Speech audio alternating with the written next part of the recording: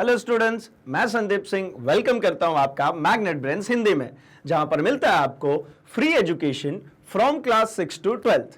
मतलब यहां पे आपको कुछ चैप्टर्स देखने के बाद किसी भी तरीके का गोल्ड सब्सक्रिप्शन या प्रीमियम सब्सक्रिप्शन लेने की बिल्कुल भी जरूरत नहीं पड़ती, क्योंकि हम आपके लिए लेकर के आते हैं क्वालिटी कंटेंट्स एक्सपीरियंस टीचर्स के साथ, वो भी फ्री ऑफ कॉस्ट।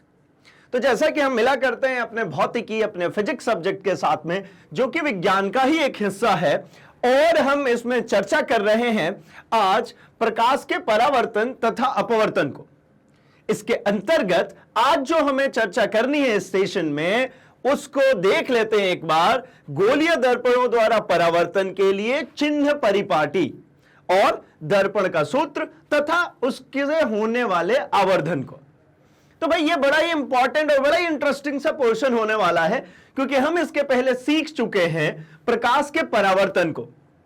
क्योंकि ये पूरा ही चैप्टर दो पार्ट में दिख रहा है भाई, प्रकाश परावर्तन एवं अपवर्तन। तो परावर्तन वाले पोर्शन में है हम अभी। तो परावर्तन के पोर्शन में क्या क्या चीजें हमने देख ली। तो प्रकाश का परावर्तन, उससे जुड़े हुए कुछ टर्म्स है जिसको हम क्या कहते हैं, दर्पण। यानी प्रकाश को जो परावर्तित करेगा ना, जो रिफ्लेक्ट बैक करेगा, जो बाउंसिंग बैक करेगा, जिस सतह से टकरा के प्रकाश वापस अपने उसी माध्यम में लौटेगी, उस सतह को कहते हैं दर्पण। और दर्पण के दो तरीके हमने पढ़े, या तो फ्लैट हो मतलब बिल्कुल सीधा हो तो समतल दर्पण, और वक्राकार हो तो क्या, गोलीय दर्पण।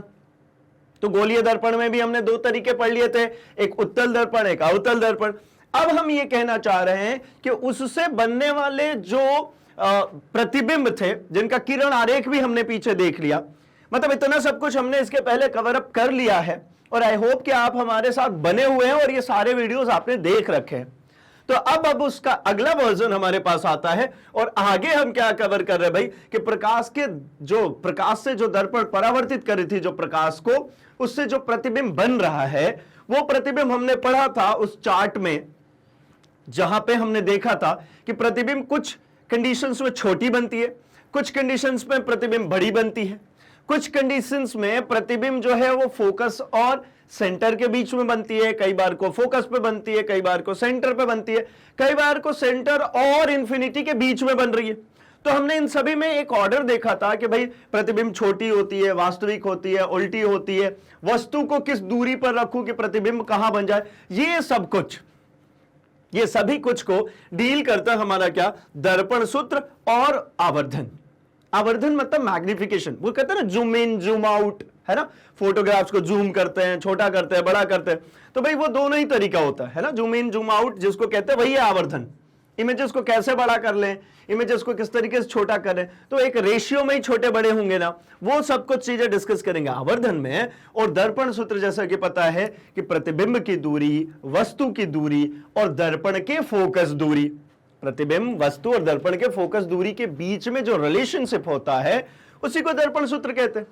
अब एक और टॉपिक दिख रहा है भाई, कि दर्पण द्वारा परावर्तन के लिए चिन्ह परिपाटी। ये चिन्ह परिपाटी क्या है, साइन कन्वेंशन कहते हैं इसको।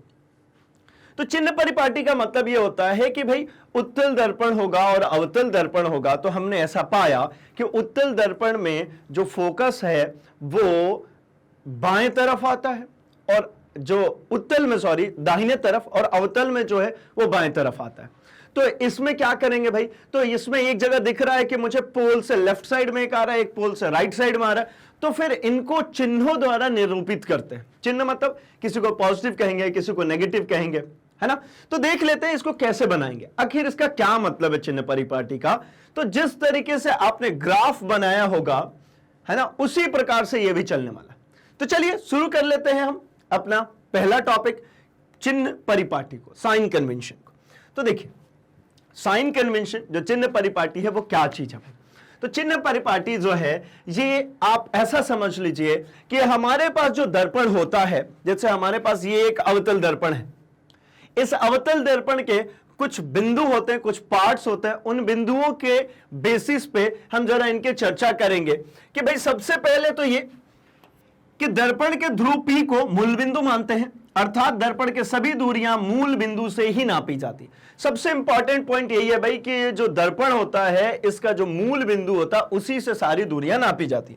कैसे, तो चलिए हम जरा ड्रॉ कर लेते हैं और हम समझ लेते हैं इसको। तो भाई क्या होना है, देखिए हमने एक दर्पण लिया, हमने यहां पर एक दर्पण ले लिया, ये हमारा अवतल दर्पण है भाई। अब अवतल दर्पण में क्या क्या बिंदु होते हैं, तो हमने पाया है कि भाई अगर इसके ये जो मूल बिंदु है P और यहां पर एक होगा वक्रता केंद्र C, मूल बिंदु और वक्रता केंद्र से गुजरने वाली जो रेखा होती है, इसको जैसे x डैश कह लेते हैं, ये x डैश जो है ये है हमारी मुख्य अक्ष, इसको हम कहते हैं क्या, मुख्य अक्ष। इसी प्रकार से जो P है इसको कहते हैं हम ध्रुव, ठीक इसी प्रकार से जो C है इसको कहते हैं हम वक्रता केंद्र, और इसी के साथ साथ अगर चर्चा करूं तो वक्रता केंद्र और ये जो हमारा पोल जो ध्रुव है, इन दोनों के बीच में एक जो मध्य बिंदु इसका होगा उसको कहते हैं हम क्या, फोकस। तो ये हो गया, आ गया भाई फोकस। अब इनसे संबंधित कुछ चीजों की बात कर लेते हैं। क्या बात कर ली जाए, तो यहां पे जो दूरियां हैं उनको कैसे मेजर करेंगे, तो मैं एक डायग्राम भी प्लॉट कर लेता हूं। एक वस्तु हमने रख दी अनंत और सी के बीच में, तो आपको पता है कि भाई एक लाइट बीम ये इसी पर जाएगी वक्रता केंद्र से और इसी पर लौट आएगी, इसमें तो कुछ सोचना ही नहीं है। क्यों, क्योंकि ये 90 डिग्री पर आपतित होगी तो परावर्तित भी 90 डिग्री पर ही होगी, आपतन कोण बराबर परावर्तन कोण। तो भाई ये गई सेंटर से वापस आ गई इसी पे, है ना। अब दूसरी लाइन क्या होती है भाई, तो दूसरी लाइन जाती है हमारी मुख्य अक्ष के समांतर और ये फोकस से लौट जाती है। तो अब भाई ये जो मुख्य अक्ष के समांतर गई है, जो फोकस से ये लौट आई, ये क्या हो जाएगी, तो इन दोनों के कटान बिंदु से, ये दोनों का जो इंटरसेक्शन पॉइंट है, प्रतिच्छेद बिंदु है, इससे जो मिलेगा वही होगा प्रतिबिंब। ये ए बी था तो ये मेरा ए डैश बी डैश हो गया प्रतिबिंब, है ना। ये इमेज फॉर्मेशन हमको याद है भाई बिल्कुल फिंगर टिप्स पे, ठीक है। हम कवर कर लेते हैं आगे कि ये कैसे, कौन कौन सी दूरियां कहां कहां पर आ जाएगी। भाई ये इसके पहले हमने करा भी हुआ है पूरा, ये टेबल में सब कुछ बिल्कुल फिंगर्स पे याद करवाया है आपको, तो उसी का यूटिलाइजेशन कर रहे हैं। अब हमने कहा था कि एक बार जब ये आप सीख जाएंगे तो आपको उसको यूटिलाइज करना बड़ा आसान हो जाएगा। तो क्या क्या होती है भाई, तो मुझे पता है ये जो वस्तु है, मैं यहीं पे फॉर्म करते चल रहा हूं, ये जो वस्तु है, ये वस्तु की दूरी को हम कहते हैं यू। यू क्या है भाई, तो u है हमारा, यहीं पे लिखता हूं मैं, u है हमारा वस्तु की दूरी, वस्तु की दूरी। इसी प्रकार जो हमारा सेंटर है, ये सेंटर C से, ये सेंटर से ये जो पोल तक की डिस्टेंस होती है इसको कहते हैं हम r। r जो है हमारा ये है वक्रता त्रिज्या। पता ही है भाई कि किसी भी वृत्त में अगर सेंटर से, किसी वृत्त में सेंटर से उसकी परिधि तक की जो दूरी होती है उसको कहते हैं हम त्रिज्या, तो ये वक्रता त्रिज्या होगी। अच्छा, अब और क्या क्या चीजें हैं भाई इसमें, तो ये देखिए, ये बी डैश वाला जो ये लाइन दिख रहा है, यहां से अगर पोल तक की मैं डिस्टेंस को मेजर करूं तो ये हो जाता है हमारा क्या भाई, ये जो पूरी दूरी है ये प्रतिबिंब की दूरी है, ये v हो जाएगी हमारी प्रतिबिंब की दूरी, प्रतिबिंब की दूरी। अच्छा, और क्या है यहां पे टर्म भाई, तो और मुझे देखने को मिल रहा है ये है फोकस। तो फोकस से P तक की दूरी स्मॉल f से डिनोट करते हैं, इसको कहते हैं हम फोकस दूरी, इसको कहते हैं हम फोकस दूरी। अब जरा यहां पर कुछ बातों को और समझ लिया जाए कि भाई ये जो u लिखा है मैंने यहां से यहां तक, u की वैल्यू क्या है, तो मैं इसको लिख सकता हूं क्या, इसको मैं लिख सकता हूं ऐसा, AP, A से P तक की दूरी, ये u होगी वस्तु की दूरी, है ना। उसी प्रकार से C से P तक की दूरी, ये देखिए ये C से P तक की दूरी, तो R जो है ये क्या हो गया भाई, CP हो गया। इसी प्रकार से अगर मैं कहता हूं ये A डैश, ये है ना A डैश, ये A डैश से लेकर के P तक की दूरी ये हो जाएगी प्रतिबिंब की दूरी, तो A डैश P ये प्रतिबिंब की दूरी। ठीक इसी प्रकार ये F से लेकर के ये P तक की दूरी, FP जो हो गई ये हो गई फोकस दूरी। अब आपको एक कॉमन चीज देखने को मिल रही होगी यहां पे, वो क्या भाई, ये P, ये देखिए सब में है ये P, तो ये P सब में कॉमन होने से हमको क्या समझ में आता है, तो मुझे यहां से एक चीज समझ में आती है कि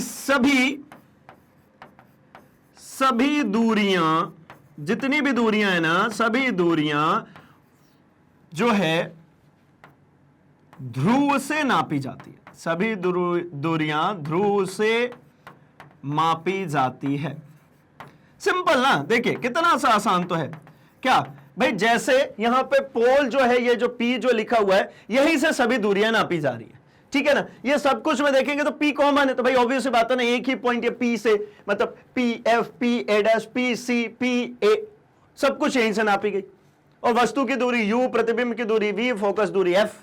तो जरा हम इसकी बात कर लेते हैं कि भाई ये किस प्रकार से चल रहा है, ये क्यों ऐसा काम कर रहे हैं। तो एक छोटी सी बात समझिए, आपने ये पढ़ा होगा, कैसे पढ़ा होगा भाई, कि ये हो जाता है हमारा जीरो। जो ग्राफ आपने बनाया है, ग्राफ में आपने पढ़ा है, पहले भी पढ़ा है, और इस वर्ष 10th क्लास में है, मैथमेटिक्स में भी आपको ये चीज देखने को मिल जाती है। क्या पढ़ा भाई, तो आपने ये पढ़ा है लीनियर इक्वेशन इन 2 वेरिएबल्स में, है ना, जो है आपके 2 चर वाले रैखिक समीकरण, उसमें आपने ये पढ़ा हुआ है कि आप एक पॉइंट ओ मार्क कर दिया, जीरो बेसिकली, जिसको ओरिजिन कहते हैं, है ना।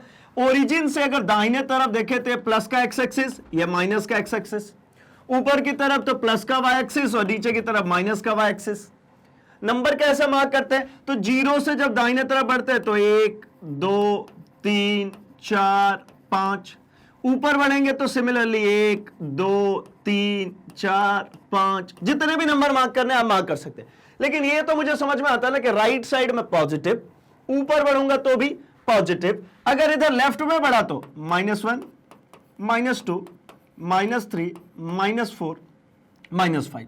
उसी प्रकार से अगर यहां पे बढ़ते हैं तो यहां पर भी मुझे क्या मिल जाएगा, -1 -2 -3 -4, और भी नीचे अगर कोई वैल्यू लिखनी हो तो और भी बढ़ती चली जाएगी। कुल मिलाकर के मुझे यह समझ में आया कि अगर एक लाइन है, रेफरेंस लाइन, इसके ऊपर अगर कोई भी चीज मिल रही है तो ये पॉजिटिव, यहां से ऊपर मिल रही है तो पॉजिटिव, यहां से नीचे की तरफ मिल रही है तो वो सब नेगेटिव, अगर दाहिने की तरफ मिल रही है तो पॉजिटिव और बाएं की तरफ मिल रही है तो नेगेटिव। यही है चिन्ह परिपाटी, यही है साइन कन्वेंशन।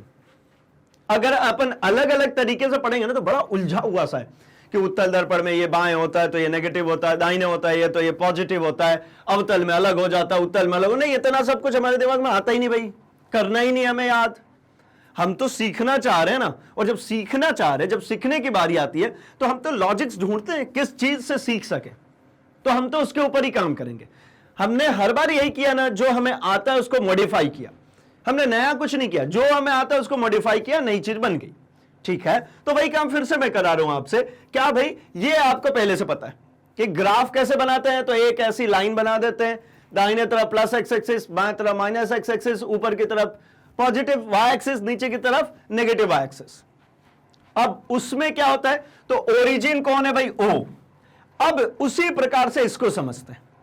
यहां पे जो ओरिजिन है, जो यहां पे आपको ओरिजिन देखने को मिल रहा है वो है पोल, ये P, ये P जो है ये ओरिजिन है। अब इससे एक वैल्यू जो है ये दाहिने, ठीक है, एक वैल्यू यहां से कैसी आ सकती है भाई, तो एक वैल्यू इससे आ सकती है बाएं, एक जो वैल्यू है इसी पोल से, आप ध्यान से देखिए तो ऊपर, और एक वैल्यू इसी पोल से है वो है नीचे। अब इन सभी के लिए हम क्या मार्किंग्स बनाए, तो आप उस चीज को रेफर करने के लिए ये पॉइंट्स रेफर कीजिए। क्या है भाई, इसको मैं क्या लिखूंगा, इसको मैं लिखूंगा ये हमारा पॉजिटिव, इसको क्या लिखूंगा, ये भी हमारा पॉजिटिव, ये इधर जो आ रहा है ये क्या हो जाएगा हमारा नेगेटिव, ये लेफ्ट साइड में आ रहा है ये भी क्या हो जाएगा नेगेटिव। मतलब क्या, पोल से मैं इसको अब मार्क कर दूं इस पॉइंट को, तो ये जो मेरा पॉइंट है ये मेरा पॉइंट हो जाता है, ये है मेरा पोल, ठीक है। पोल से ये राइट हैंड साइड में बढ़ रहा हूं पॉजिटिव, पोल से ऊपर बढ़ूंगा पॉजिटिव, पोल से बाएं तरफ नेगेटिव, पोल से नीचे की तरफ नेगेटिव। अब चलिए अप्लाई कीजिए, देखिए कितना आसान है, ठीक है, बहुत आसान हो चुका है भाई। अब आप अप्लाई कीजिए, मैं इसी में बात कर लेता हूं यहीं पे। तो यहां पे आप मुझे फॉर्मेशंस करके आप खुद बता सकते हैं कि ये इनकी वैल्यूज में क्या लिखूं। देखिए u जो है इस पोल से किधर है, लेफ्ट हैंड साइड में, ये सारी दूरियां P से लेफ्ट हैंड साइड में ही है ना। लेफ्ट हैंड साइड में कोई भी दूरी होगी तो ये कैसा होगा, नेगेटिव होगा। P से ये बाएं तरफ जो है वो सब कैसा है, नेगेटिव, तो P से बाएं तरफ है, ये कैसा हो जाएगा, U नेगेटिव का। V किधर है, ये देखिए P से ये भी बाएं तरफ है, ये दाहिने तो कुछ है ही नहीं यहां पे, इस केस में कोई दाहिने है ही नहीं, तो थोड़ा देर के लिए कंफ्यूज मत होइएगा। जैसे ही हम बात करेंगे उत्तल दर्पण की, तो वहां बाएं भी देखने को मिलेगा, है ना, दाहिने भी देखने को मिलेगा, दोनों तरफ। यहां पे दाहिने कुछ नहीं है, तो ये V भी किधर है भाई, लेफ्ट साइड में, तो ये भी negative. Now in the, sorry ये V नहीं था, ये जो है हमारा ये R है भाई, R किधर है, ये R भी तो लेफ्ट हैंड साइड में ही है ना, तो ये भी नेगेटिव। ये देखिए ना, इस पोल से ये बाएं ही तो है, ये बाएं ही तो है, तो जो लेफ्ट हैंड साइड में होगा वो नेगेटिव है भाई, ये हो गया नेगेटिव। अब AP डैश की बात करें, है ना, A डैश P की, ये V, तो ये V भी नेगेटिव। अगर यहीं से बात करते हैं F, तो F भी नेगेटिव। ठीक है, अब जरा हम दो और टर्म्स की बात कर लेता हूं और जरा देखते हैं, ये AB जो है ना, इसको मैं कह देता हूं HO, और ये जो मिला है ये इसको कहता हूं मैं HI। मैं यहां पे लिख भी दे रहा हूं, HO मतलब वस्तु की ऊंचाई, HO मतलब वस्तु की ऊंचाई, और HI मतलब प्रतिबिंब की ऊंचाई, प्रतिबिंब की ऊंचाई। अब क्या करें भाई, तो देखिए अगर आप HO की बात करते हैं तो HO जो है ऑब्जेक्ट किधर रखा हुआ है, ये देखिए ऑब्जेक्ट ये ऊपर की तरफ रखा हुआ है। ऑब्जेक्ट कहां रखा है, ऊपर की तरफ। ऊपर की तरफ क्या होता है, ये ऊपर की तरफ क्या होता है, ऊपर की तरफ क्या होता है भाई, ऊपर की तरफ पॉजिटिव। ये ऊपर की तरफ देखिए क्या है, पॉजिटिव, तो हाइट ऑफ ऑब्जेक्ट कैसा हो जाएगा, ये HO पॉजिटिव का चलेगा। अब HI की बात करता है, ये किधर बना है, ये नीचे की तरफ। कैसे पता चला, यही लाइन है ना, इस लाइन से ये किधर है, ये नीचे है, तो जो नीचे होगा वो क्या है, जो नीचे है वो नेगेटिव है, जो नीचे आएगा वो क्या है, ये देखिए ये जो नीचे आ रहा है क्या है, नेगेटिव है, तो ये नीचे आ रहा है ना, तो ये माइनस का HI। तो एकमात्र इसमें दिख गया मुझे HO जो है वो पॉजिटिव का दिख रहा है, ये बाकी सब कैसे दिखने लगे, ये नेगेटिव दिखने लगे। ठीक है, आसान है क्या, बहुत ही आसान है भाई। कैसे, हमको सिर्फ ध्यान रखना पोल का है, पोल से लेफ्ट हैंड साइड में जो चीज होगा वो नेगेटिव, राइट हैंड साइड में जो होगा वो पॉजिटिव, ऊपर होगा वो पॉजिटिव, नीचे होगा वो नेगेटिव। तो अब चलिए थोड़ी सी और मैं बात कर ले रहा हूं, इसको थोड़ी देर के लिए मैं हटाता हूं और मैं थोड़ी सी डिस्कशन कर लेता हूं आपके साथ में जो दूसरा दर्पण बचा हुआ है उसकी। चलिए, तो दूसरा दर्पण कौन सा बचा है भाई, तो दूसरा दर्पण हो जाता है जिसका आंतरिक भाग पेंट कर दिया जाए और उसका बाह्य भाग जो है उससे परावर्तन हो जाए। अब मैंने एक जो है ये वस्तु रखी, तो एक तो इससे जो जाती है प्रकाश वो चली जाती है भाई, ये सीधी जाएगी, थोड़ा सा और लंबा लेते हैं जगह। ठीक है, यहां से ये प्रकाश ये जा रही है और ये हमको प्रतीत हो रही है कि वक्रता केंद्र से आ रही है। ठीक, और एक प्रकाश की किरण चलती है भाई, जो कहां से होकर के जाएगी, ये गई और ये निकल गई बाहर। हमें कैसा प्रतीत होती है, तो हमें प्रतीत होती है कि ये पीछे की तरफ फोकस से होती हुई आ रही है। ये क्या हो रही है भाई, फोकस से होती हुई हमको प्रतीत होती है।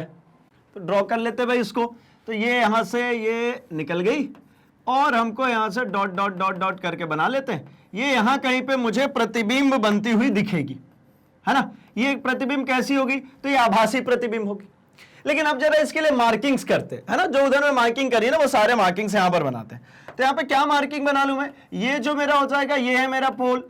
ठीक है, यहां से जो वस्तु की दूरी है वो ये हो जाएगी मेरी वस्तु की दूरी u, और यहां से जो प्रतिबिंब की जो दूरी है, मैं प्रतिबिंब के नेमिंग्स कर दूं, ये रहा मेरा AB, तो ये मेरा प्रतिबिंब बन गया A डैश B डैश, तो ये मुझे देखने को मिल जाएगा, और ये मेरा F है ना। तो यहां पे मुझे देखने को मिल जाएगा P से A डैश, है ना, ये V हो गया। ये इतनी छोटी सी दूरी, क्योंकि प्रतिबिंब इसके केस में हमेशा छोटा ही बनता, फोकस के अंदर ही बनेगा, तो मजबूरी है भाई इतना छोटा ही बनेगा। ठीक है ना, मैं नेमिंग करूंगा अभी। ये वापस से P से ये F तक की दूरी, और ऐसे ही ये P से ये C तक की दूरी, ये R। अब क्या क्या है, तो देखिए यहां पर मुझे देखने को मिल रहा है, यहां पर मुझे जो देखने को मिल रहा है वो है भाई AP, ये AP, ये कैसा होगा भाई, तो ये जो वैल्यू है ये मुझे देखने को मिल रही है U, मैं चिन्ह लगाऊंगा बाद में, मैं अभी के लिए तो सिर्फ यही लिख लेता हूं। ये क्या हो जाती है, वस्तु की दूरी। इसी प्रकार से यहां पर मुझे दिख रहा है A डैश P, ये वाली दूरी, ये वाली दूरी, ये प्रतिबिंब की दूरी है भाई। ये प्रतिबिंब की दूरी क्या है, A डैश P। तो मैं यहां पे मार्क कर लेता हूं a डैश p, ये क्या हो जाएगा v। सिमिलरली p से ये f तक की जो दूरी है ये वाली है ना, तो ये इसको क्या मार्क कर ले भाई, तो ये हो जाएगा मेरा एफ पी, ये हो गया फोकस। अब इसी प्रकार से ये P से C तक की जो दूरी है ये क्या है भाई, ये R है, तो P से C तक की दूरी को R मार्क कर लेते हैं भाई, तो ये हो गया मेरा क्या CP हो गया मेरा R। अब इसमें सब कुछ तो नेमिंग तो सेम ही है ना, ये अलग तो कुछ होगा नहीं है ना, जो U है वस्तु की दूरी, ठीक। फिर भी मैं अब क्या कर दूं भाई, अब इसमें ये जो AB जो लिखा हुआ है ये हाइट ऑफ ऑब्जेक्ट है, और ये जो छोटी सी हाइट जो दिख रही है ये हो जाती है मेरी हाइट ऑफ इमेज, तो मैं इसको मार्क कर देता हूं HI। तो अब इसके लिए भी लिख लेता हूं मैं HO हाइट ऑफ ऑब्जेक्ट, ठीक है, और HI जो है हाइट ऑफ इमेज। अच्छा इसकी नेमिंग तो है ही, वही लिख ली जाए, है ना। क्या है भाई AB, ये AB है, और ये क्या है A डैश B डैश, ठीक है, ये है HI। अब जरा साइन कन्वेंशन की बात करते हैं, चिन्ह परिपाटी यहां पे लगाते हैं। कैसे होगा भाई, तो देखिए अब जो हमने नंबर सिस्टम के अकॉर्डिंगली और ग्राफ वाले सिस्टम के अकॉर्डिंगली जब पढ़ लिया तो ये चीज आसान हो गया। ये वाला लाइन, ये जो लाइन है कि सभी दूरियां ध्रुव से ही मापी जाती है, फिर से प्रूफ होती हुई मुझे दिख रही है। कैसे भाई, ये देखिए सब में ये P चल रहा है, ठीक है। अच्छा आप कहेंगे हाइट वाले में तो P नहीं दिख रहा, तो भाई हाइट वाले में P नहीं, एक्स एक्सिस, ये जो हमारा रेफरेंस एक्सिस है, जो हमारा मुख्य अक्ष है, जो रेफरेंस एक्सिस है, मुख्य अक्ष है, इस पर जो दूरियां होंगी वो पोल से नापी जाएंगी, हाइट वाले को नहीं नापेंगे भैया पोल से, ठीक है ना। तो चलिए क्या मिल गया मुझे, तो मुझे मिल जाता है इसके लिए कि भाई U जो है, ये देखिए ये लेफ्ट में जो है, जो बाएं तरफ है वो नेगेटिव, जो नियम चल रहा था वही नियम चलेगा भाई, नियम नहीं बदलने वाला। क्या, यहां से इधर बाएं तरफ जो होगा वो नेगेटिव, यहां से जो दाहिनी तरफ होगा वो पॉजिटिव, यहां से जो ऊपर की तरफ होगा पॉजिटिव, यहां से जो नीचे की तरफ होगा वो नेगेटिव, तो वही चलेगा।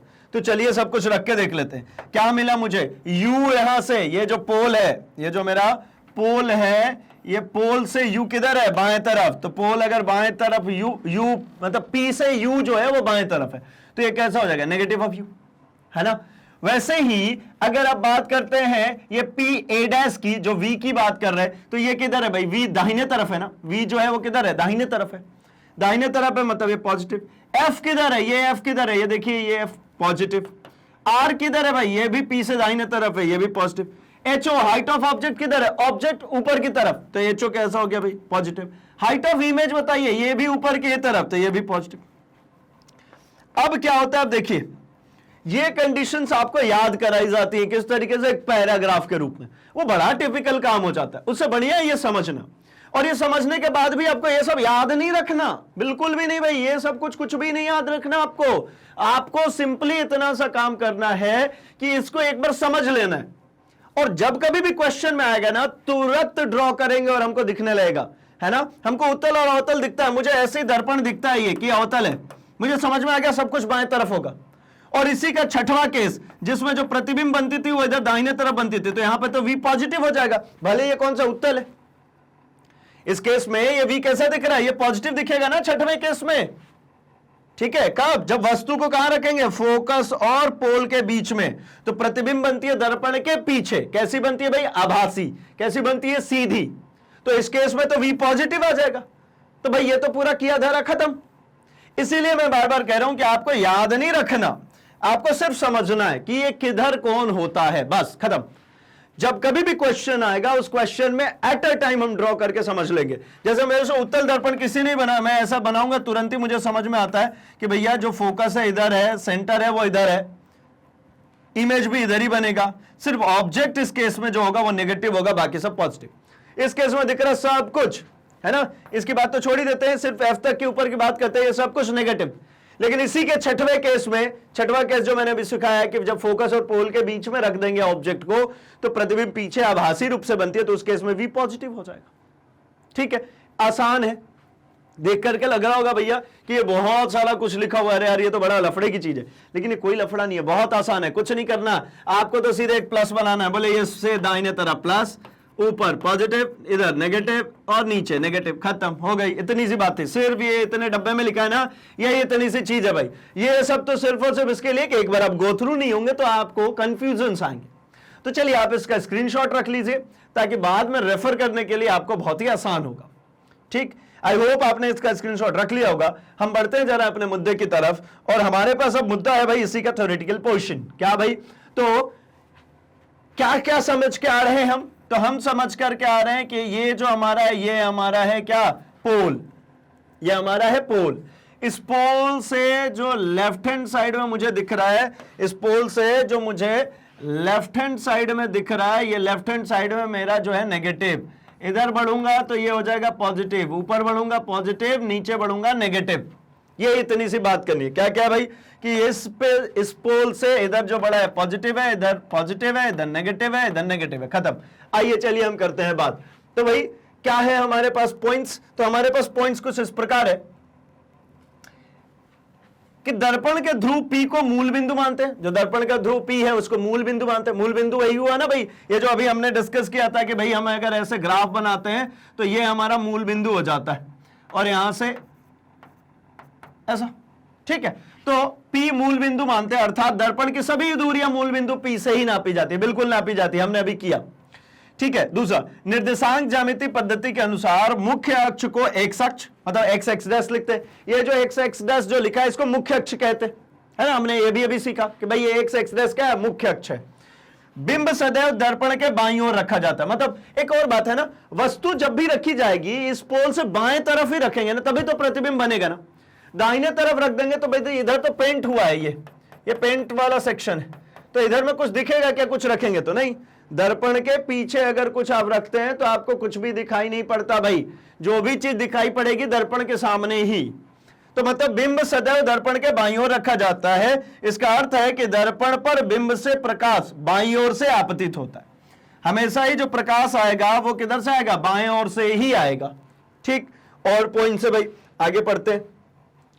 मूल बिंदु के दाईं ओर, मूल बिंदु से दाईं ओर मतलब P के राइट हैंड साइड पे अक्ष के अनुदिश मापी गई सभी दूरियां धनात्मक मानी जाती है। जो राइट हैंड साइड में मापी जा रही है वो सब पॉजिटिव है, और उस मूल बिंदु के बाईं ओर मतलब नेगेटिव एक्स अक्ष के अनुदिश यानी इससे बाएं नेगेटिव एक्स एक्सिस पर सभी दूरियां ऋणात्मक मानी जाती है।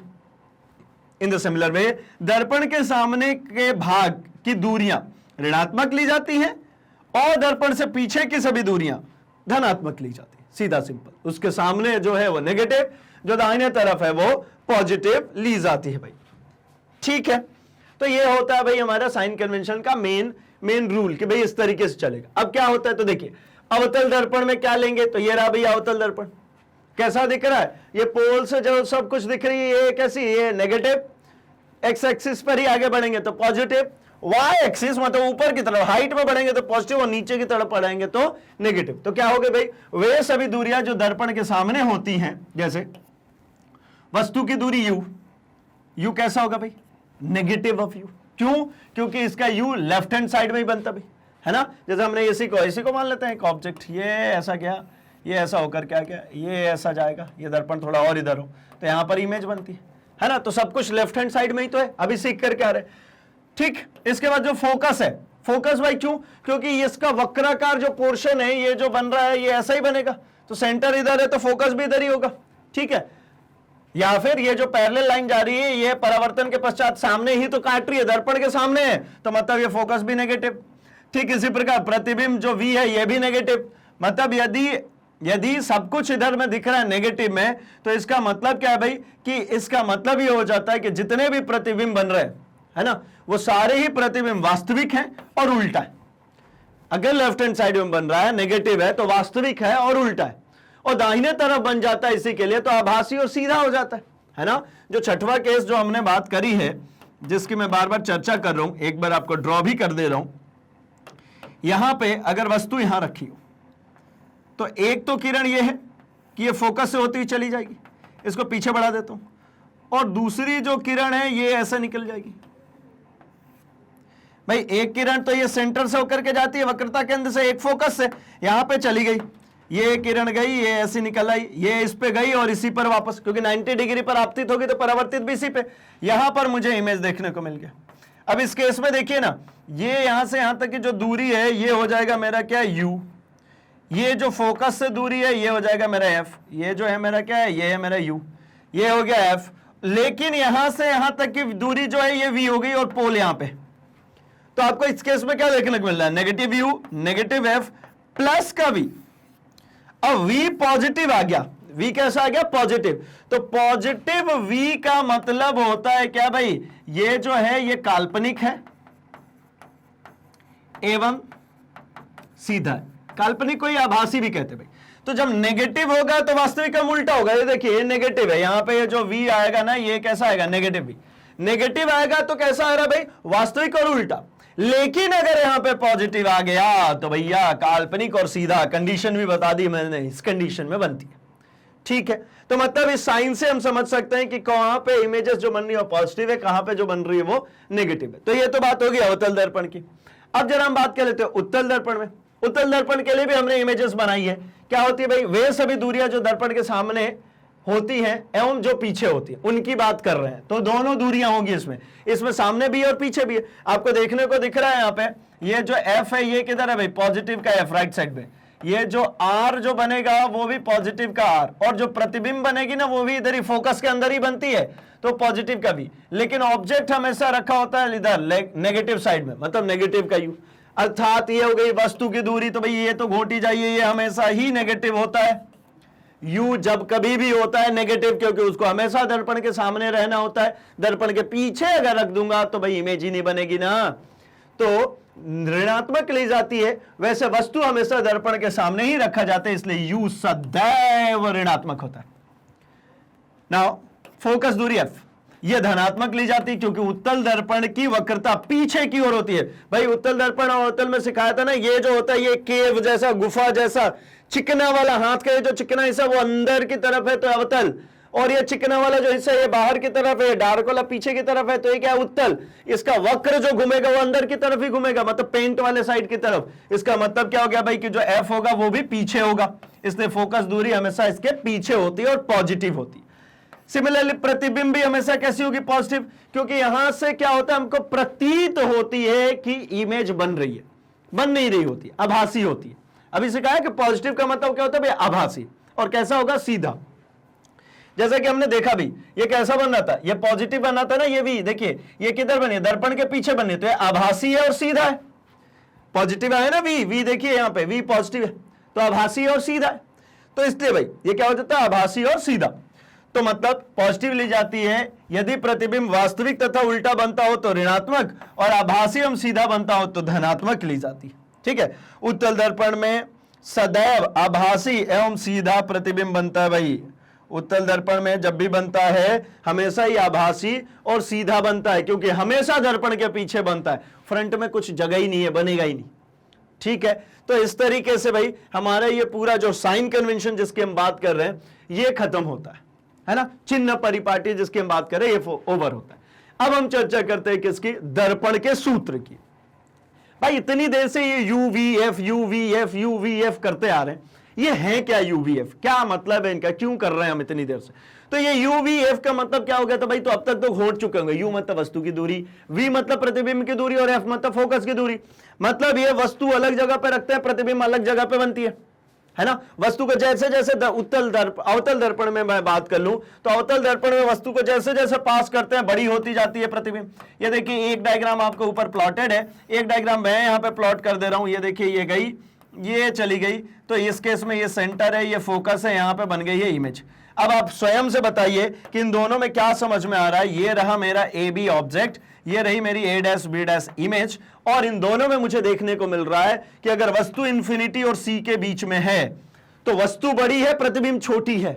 लेकिन जैसे ही मैं ये सेंटर के, ये रहा सेंटर और ये रहा इसका फोकस, ये देखिए एक स्टेप आगे किधर बढ़ा दिया मैंने, कहा रख दिया जहां प्रतिबिंब बनी है ना वहां अगर वस्तु रख देता हूं तो देखिए इसकी प्रतिबिंब कहां बन गई, बड़ी बन गई। आपको वस्तु दिख रहा है, ये छोटी सी वस्तु है, और प्रतिबिंब यहां पे दिख रहा होगा बड़ी प्रतिबिंब। मतलब जैसे जैसे वस्तु को अंदर की तरफ ले जाते हैं प्रतिबिंब जो है वो बड़ी बनती जाती, ठीक है, और वस्तु जैसे जैसे दूर जाएगा प्रतिबिंब वैसे वैसे छोटी होती जाएगी। अर्थात मैं कुछ ऐसा कहता हूं कि भाई ये जो दूरियां है ना, कौन सी दूरियां, ये जो UVF, ये वस्तु की दूरी U, ये प्रतिबिंब की दूरी V, और ये जो फोकस दूरी है, ये जो फोकस दूरी है F, ये जो फोकस दूरी है F, इन तीनों के बीच में कुछ ना कुछ तो रिलेशन है भाई, ठीक है, अगर इन तीनों के बीच में रिलेशन नहीं होता तो ऐसा क्यों होता है कि प्रतिबिंब बड़ी बन रही है, छोटी बन रही है? तो क्या रिलेशन है? वो रिलेशन ये कि रेसिप्रोकल ऑफ फोकस दूरी, है ना, मतलब क्या है ये 1 फोकस दूरी, 1 क्या हो गया? फोकस दूरी। मतलब क्या? फोकस दूरी का व्युत्क्रम। भाई थ्योरी में इसी तरीके से लिखी होती है क्या? फोकस दूरी का व्युत्क्रम बराबर वस्तु की दूरी का व्युत्क्रम, वस्तु की दूरी का व्युत्क्रम, वस्तु की दूरी का व्युत्क्रम प्लस प्रतिबिंब की दूरी का व्युत्क्रम। यह हो गया प्रतिबिंब की दूरी, अर्थात 1 फोकस दूरी बराबर 1 वस्तु की दूरी प्लस 1 प्रतिबिंब की दूरी, या कुछ यूं कहूं कि 1/f equals to 1/u plus 1/v, 1/u plus 1/v, ये रिलेशनशिप होता है भाई। ठीक है, मतलब ये हो जाता है इससे कि यहां पर अब इस फॉर्मूले में हम इस पे बेस्ड बहुत सारे क्वेश्चंस करने वाले हैं। जैसे मुझे यहीं की बात करूं, मैं अगर चिन्ह परिपाटी लगाता हूं इस फॉर्मूले में, तो एफ भी नेगेटिव, वी भी नेगेटिव, यू भी नेगेटिव, आप सभी को यहां पे नेगेटिव नेगेटिव नेगेटिव रख दीजिए, तो माइनस माइनस पूरा कॉमन होकर के ये सब कैंसिल होकर के क्या बन जाएगा? फिर से वो पॉजिटिव ही बन जाएगा। मतलब इसलिए कैसा होता है भैया 1/f equals to 1/u plus 1/v।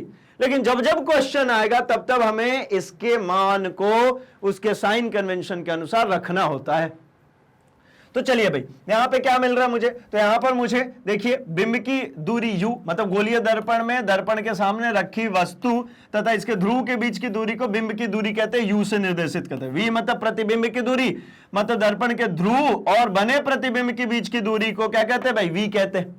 और फोकस दूरी क्या होता है? दर्पण के ध्रुव और मुख्य फोकस के बीच की जो दूरी होती है उसको फोकस दूरी कहते हैं, f से प्रदर्शित करते हैं। एक सबसे इंपॉर्टेंट बात वो ये कि ये सभी दूरी है, मतलब क्या भाई? ये जो f, u, v ये सब दूरी है, तो इन सबको किस में नापा जाता है? मीटर में। इन सभी को मापा किस में जाएगा? इन सभी को मीटर में नापते हैं भाई।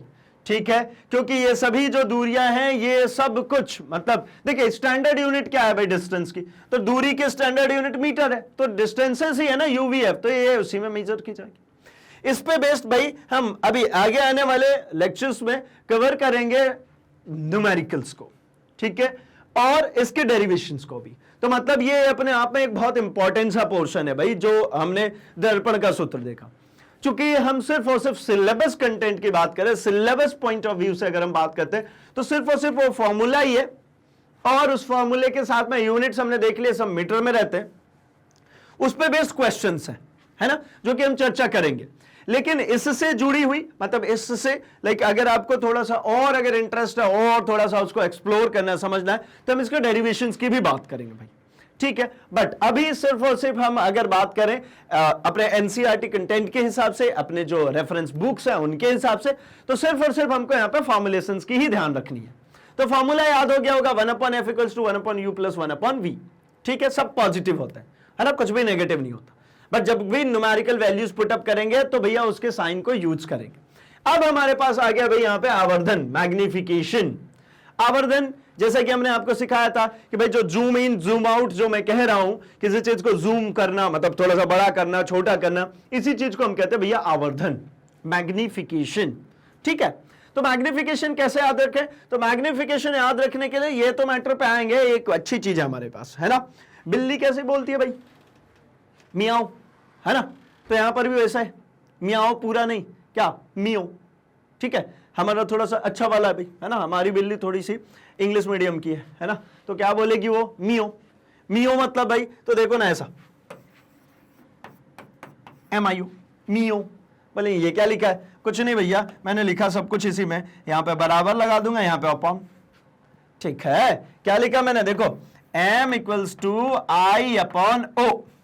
ठीक, ये तरीका है भैया याद रखने का। आएंगे हम इस मुद्दे पे, अभी घबराने की जरूरत नहीं है। मियो से क्या समझ में आता है भाई? मियो मतलब क्या? M magnification. M मतलब क्या है? ये मैग्निफिकेशन, ये हमारा मैग्निफिकेशन बराबर क्या हो जाएगा? I मतलब क्या भाई? तो dimension of image upon dimension of object अब कहेंगे ये क्या लिख रहे हैं, तो भाई ये मैं लिख रहा हूं कि जो प्रतिबिंब के लिए होंगी डायमेंशंस, प्रतिबिंब के लिए क्या डायमेंशन होती है भाई, है ना, प्रतिबिंब की एक डायमेंशन तो होती है भाई प्रतिबिंब की दूरी बटा वस्तु की दूरी, एक होता है मेरा क्या भाई, तो एक होता है कि प्रतिबिंब की हाइट बता में वस्तु की हाइट। ठीक है, क्या क्या चीजें हो जाती है भाई, अगर मैं आई अपॉन ओ लिख रहा हूं, मैं यहां पे सिर्फ और सिर्फ लिख देता हूं क्या, प्रतिबिंब बटा वस्तु, सिंपल, ऐसे याद रख लीजिएगा।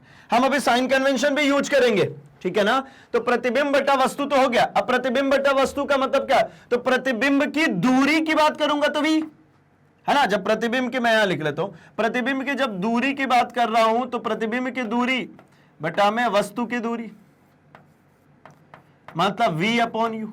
और अगर हाइट की बात करता हूं तो प्रतिबिंब की हाइट बटा में वस्तु की हाइट, ठीक है ना, प्रतिबिंब की ऊंचाई बटा वस्तु की ऊंचाई। तो याद हो गया ना भाई, मियो से आवर्धन क्या है, मियो, मियो मतलब m equals to I upon O, m मतलब मैग्निफिकेशन, I मतलब इमेज और o मतलब ऑब्जेक्ट। अब चलते हम करते हैं बात भाई यहां पे, तो मैग्निफिकेशन किसी भी चीज के लिए जब हम बात करेंगे कि भाई वो आवर्धित हो गया है, बड़ा हो गया या फिर छोटा हो गया, भाई जरूरी नहीं है सिर्फ बड़ा ही होगा, छोटा भी हो सकता है, उसको भी आवर्धन ही कहेंगे। तो मैग्निफिकेशन में जूम इन करो या जूम आउट करो, दोनों ही चीजें मैग्निफिकेशन के अंतर्गत ही आएगी। कैसे पता चलेगा, तो हम उसकी चर्चा कर रहे हैं भाई। क्या, तो सबसे पहले देख लीजिए आवर्धन है क्या, तो आवर्धन यह है कि बिंब का प्रतिबिंब कितना गुना बड़ा है या छोटा है, यही प्रतिबिंब का आवर्धन कहलाता है, या फिर इसी को हम आवर्धन कहते हैं। ठीक है, क्या हो गया भाई, तो m बराबर प्रतिबिंब की ऊंचाई बटा में वस्तु की ऊंचाई, है ना, जैसे HIHO लिख रहे वैसे H डैश H भी लिख सकते हैं। तो यहां पर क्या देखने को मिल जाता है भाई, m equals to H dash upon H, या यूं कहूं कि v अपॉन u। ठीक है, ये दोनों ही चीजें चलेंगी भाई, v अपॉन u कह सकते हैं या फिर H डैश अपॉन H। बस यहां पे एक बात याद रखनी है कि आवर्धन के लिए बिंब की ऊंचाई धनात्मक ली जाती है, क्योंकि बिंब हमेशा मुख्य अक्ष के ऊपर और सीधा रखा जाता है। ठीक है, बिंब हमेशा कैसा होगा भाई, हमेशा ही ऊपर और सीधा रखा जाएगा, ठीक है ना, और जो प्रतिबिंब होगी वो हमेशा किधर बनेगी, ये बन रही है नीचे। ठीक है, तो इस केस में अगर यहां पर मैं जो लिखा हुआ है इसमें बात करूं तो ये कैसा आएगा, ये एक नेगेटिव साइन भी तो कैरी करेगा, एक ऋणात्मक चिन्ह भी तो आएगा, और यही ऋणात्मक चिन्ह हमें यहां पे बताता है मैग्निफिकेशन में, ये जो नेगेटिव साइन है यही मैग्निफिकेशन में हमको बता रहा है कि ये जो प्रतिबिंब बनी है ये है वास्तविक, और कैसी बनी है, तो उल्टा, वास्तविक और जो उल्टा बता रहा है, कौन बता रहा है, ये नेगेटिव चिन्ह। अगर यहां पे ये पॉजिटिव आ जाता है, मतलब मैग्निफिकेशन का मान अगर ये पॉजिटिव आ जाता, तो मैं इसका मतलब कहता है कि ये जो है ये काल्पनिक हो गई प्रतिबिंब, और कैसी हो गई, सीधा, काल्पनिक और सीधा कहता जब ये पॉजिटिव बन जाती। ठीक है ना, तो आसान सा है भाई, कैसे याद रखेंगे इसको, याद रखेंगे मियो से। मियो मतलब क्या, इमेज अपॉन ऑब्जेक्ट। अब अगर वो कहते हैं कि आप कंपेयर करो दूरी से दूरी को, मतलब वस्तु की दूरी और प्रतिबिंब की दूरी, तो प्रतिबिंब की दूरी बटा वस्तु की दूरी मतलब v अपॉन यू। और अगर कहते नहीं हाइट कंपेयर करो तो प्रतिबिंब की हाइट बता वस्तु की हाइट, इसीलिए आई अपॉन ओ लिख रहे हैं। ठीक है, मतलब आवर्धन एक तरीके से क्या है भाई, तो आवर्धन एक तरीके से, आप चाहे तो इसका स्क्रीनशॉट रख लीजिए, फिर मैं इसको हटा रहा हूं। आवर्धन एक तरीके से जो है वो है एक रेशियो, एक अनुपात है। ठीक है, आवर्धन क्या है भाई, एक अनुपात। अनुपात क्या होता है भाई, तो आवर्धन एक अनुपात है किसका किसका, तो भाई प्रतिबिंब की ऊंचाई अपॉन बिंब की ऊंचाई का, या प्रतिबिंब की दूरी बटा बिंब की दूरी का। तो ये एक अनुपात है, तो भैया इसकी यूनिट भी नहीं होगी, है ना, इसकी कोई भी यूनिट नहीं होगी। क्यों नहीं होगी यूनिट भाई, इसकी कोई भी इकाई इसलिए नहीं होगी क्योंकि ऊपर भी मीटर, मतलब जैसे हम लिख रहे थे ना v अपॉन यू, तो ये भी मीटर में होगा, ये भी मीटर में, कैंसिल हो गया ना।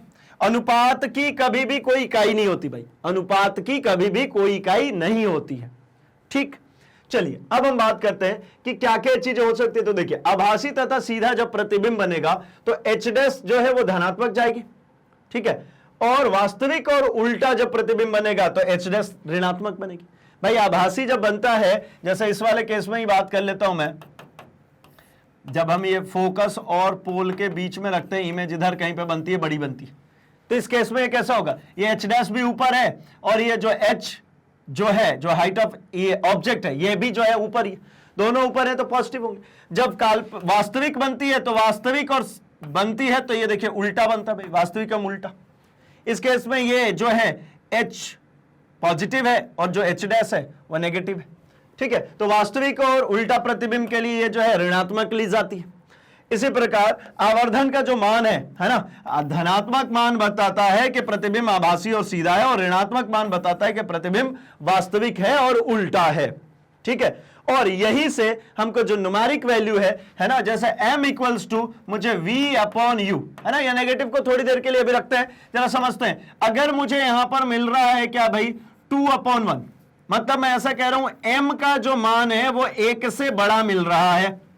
ठीक है, m का मान 1 से बड़ा मिल रहा है, तो 1 से बड़ा मिल रहा है इसका मतलब क्या है, वस्तु की लंबाई मान लो 1 सेंटीमीटर की, तो प्रतिबिंब की 2 की हो गई। ठीक है ना, तो डबल हो गई ना, बड़ी हो गई ना। तो इससे क्या पता चलता है भाई कि प्रतिबिंब बिंब से बड़ा है ना, जो इमेज बनेगी वो बड़ी बनेगी। और अगर यही चीज, यही मान जो है मेरे को ऐसा मिल जाता है 1/2, मतलब ये किसका मान है, v अपॉन यू का, या यूं कह लूं, मैं कहता हूं भाई ये हो जाता है मेरा h डैश अपॉन h का मान, मतलब जो वस्तु है वो कैसी है, बड़ी है, 2 मान है ना, और प्रतिबिंब कितना भाई 1 है ना, आधा और रह गया। तो मतलब इससे क्या समझ में आता है भाई कि m का मान जो है वो 1 से छोटा हो गया। m का मान 1 से छोटा हो गया, मतलब प्रतिबिंब बिंब से छोटा है। प्रतिबिंब जो है वो बिंब से कैसा हो गया भाई, छोटा है। और अगर इसी केस में मुझे देखने को मिल जाता है कैसा, तो मैं इधर लिख देता हूं भाई m इक्वल्स टू 2/2, तो भाई ये दोनों बराबर हो गए ना, चाहे इसको v अपॉन u में लिखिए, चलिए नेगेटिव भी कैरी करते चल रहा हूं भाई, is equals to h dash upon h में लिखिए। अभी क्या देखने को मिल रहा है कि m इज इक्वल्स टू क्या 1, ना बड़ा ना छोटा। इसके केस में क्या होगा भाई कि समान आकार, मतलब जितना बड़ा वस्तु उतनी बड़ी प्रतिबिंब। तो मतलब मैग्निफिकेशन से देखिए कितनी चीजें पता चल रही है। अगर वो पॉजिटिव है तो ये बताता है कि आभासी और सीधा है, अगर ये नेगेटिव है तो बताता है कि वास्तविक और उल्टा है, अगर ये 1 से बड़ा है तो मतलब बिंब से बड़ा है। ठीक है, और अगर ये 1 से छोटा है मतलब प्रतिबिंब जो है वो है कैसी, छोटी, और अगर वो 1 के बराबर है तो दोनों कैसे हो गए, दोनों ही बिल्कुल बराबर हो गए। ठीक, तो इतना सब कुछ भैया सिर्फ ये आवर्धन से क्लियर हो जाता है। ठीक है ना, सिर्फ और सिर्फ ये आवर्धन के मान से इतनी सारी चीजें क्लियर होती है, और याद रखना भी आसान है ना, मियो। ठीक है, चलिए भाई, तो इसका भी स्क्रीनशॉट रख लीजिए ताकि हम आगे बढ़ सके। और इस प्रकार से हम ऐसा कह रहे हैं कि हमारा यहां पर पूरा ही पोर्शन भैया ये खत्म हो जाता है। ठीक है ना, मतलब हमने देख लिया क्या क्या चीज, चिन्ह परिपाटी देख ली, न्यू साइन कन्वेंशन जो कहते हैं वो भी हमने देख लिया। इसके बाद हमने क्या देख लिया भाई, हमने देख लिया दर्पण का सूत्र, दर्पण के सूत्र के बाद हमने देख लिया आवर्धन को भी। ठीक, और बाकी के लिए क्या करें भाई, तो बाकी चीजों के लिए आपको अपने सर्च बॉक्स में लिखना है magnetbrains.com। आपको इस तरीके से आपका पेज ओपन हो जाता है जहां पे आप अपने कोर्सेस एक्सप्लोर कर सकते हैं। सपोज अगर आप सीबीएसई इंग्लिश मीडियम के लिए हैं, आप टैप कीजिए, आपके कोर्सेस मिल जाएंगे। सिमिलरली अगर आप एनटीएससी ओलंपियाड के लिए प्रिपरेशन कर रहे हैं तो आप यहां से कोर्सेस को टैप करके जा सकते हैं। यूपी बोर्ड के स्टूडेंट हैं, इसको टैप कर सकते हैं। और अगर आप स्पोकन इंग्लिश सीखना चाहते हैं तो भैया आप टैप कीजिए और इजीली अपनी इंग्लिश इंप्रूव कीजिए। अगर आप सीबीएसई हिंदी मीडियम के स्टूडेंट हैं, टैप कीजिए, आपके सभी क्लासेस ओपन हो जाती हैं। आप क्लास 10th के स्टूडेंट हैं, टैप कीजिए, आपके सामने आपके सारे ही सब्जेक्ट्स ओपन हो जाते हैं। अगर आप फिजिक्स देखना चाहते हैं, आप वॉच नाउ पे टैप कीजिए, आपको फिजिक्स के सारे ही चैप्टर्स अरेंज्ड फॉर्मेट में मिल जाता है, जहां पर आपको इसी फोल्डर के अंदर इसके कंसेप्ट वीडियोस, इसके एक्सरसाइज के questions, numericals, one shot revisions, MCQs, previous year question, most important question और भी बहुत कुछ मिल जाता है आपको सेम फोल्डर में। मतलब यहां से आपको भटकने की बिल्कुल जरूरत नहीं है। प्ले कीजिए, आपका वीडियो प्ले हो जाएगा, आपको जहां पे चाहिए वहां पे आप पॉज कीजिए, स्क्रीनशॉट लीजिए, नोट्स प्रिपेयर कीजिए और यहीं से नेक्स्ट वीडियो पर चले जाइए। मतलब भटकना बिल्कुल नहीं है। तो भाई अभी के लिए इस वीडियो को लाइक कर दीजिए, चैनल को सब्सक्राइब कर लीजिए और इसे अपने दोस्तों में शेयर कर दीजिए, क्योंकि मैग्नेट ब्रेन्स हिंदी लेकर क्या है आपके लिए free contents from class 6 to 12th। मतलब यहां पर आपको क्वालिटी कंटेंट्स एक्सपीरियंस टीचर्स के साथ में प्रोवाइड की जाती है फ्री ऑफ कॉस्ट। तो बने रहिए मैग्नेट ब्रेन्स हिंदी के साथ। हम मिलेंगे अपने अगले सेशन में अगले पार्ट्स के साथ। Thanks for watching.